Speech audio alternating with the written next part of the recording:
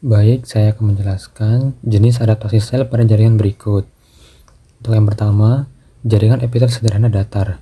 Jenis adaptasi, hipertrofi, penjelasan. Sel-sel pada jaringan epitel sederhana datar mengalami pembesaran ukuran atau hipertrofi sebagai respons terhadap peningkatan kebutuhan akan fungsi sekresi. Hal ini terlihat dari ukuran sel yang lebih besar dibandingkan dengan jaringan lain. Kedua, jaringan epitel sederhana kubus. Jenis adaptasi, hipertrofi, dan hiperplasia. Penjelasan, sel-sel pada jaringan epitel sederhana kubus mengalami pembesaran ukuran atau hipertrofi dan pertambahan jumlah atau hiperplasia sebagai respons terhadap peningkatan kebutuhan akan fungsi sekresi dan absorpsi. Hal ini terlihat dari ukuran sel yang lebih besar dan kepadatan sel yang lebih tinggi dibandingkan dengan jaringan lain. Ketiga, jaringan epitel berlapis silindris bertanduk. Jenis adaptasi, hipertrofi, dan metaplasia.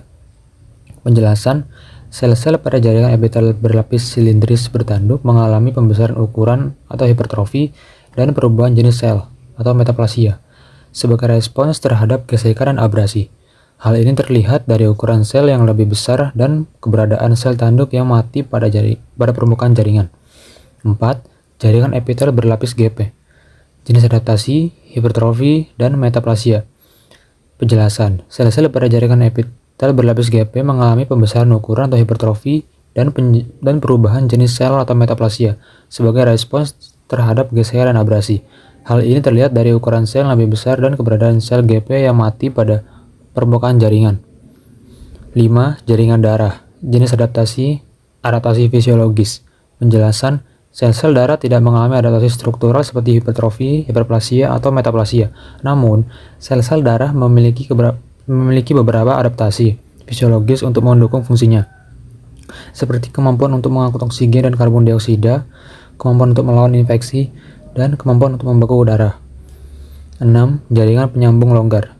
Jenis adaptasi fisiologis. Penjelasan, sel-sel pada jaringan penyambung longgar tidak mengalami adaptasi struktural seperti hipertrofi, hiperplasia, atau metaplasia. Namun, sel-sel jaringan penyambung longgar memiliki beberapa adaptasi fisiologis untuk mendukung fungsinya, seperti kemampuan untuk menghasilkan matriks ekstraseluler dan kemampuan untuk bermigrasi dan beregenerasi.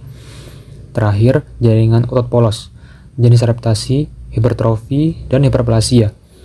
Penjelasan, sel-sel pada jaringan otot polos mengalami pembesaran ukuran atau hipertrofi dan pertambahan jumlah hiperplasia sebagai respons terhadap peningkatan kebutuhan akan kontraksi. Hal ini terlihat dari ukuran sel yang lebih besar dan kepadatan sel yang lebih tinggi dibandingkan dengan jaringan lain. Untuk penjelasan dan jenis adaptasinya, sekian dan terima kasih.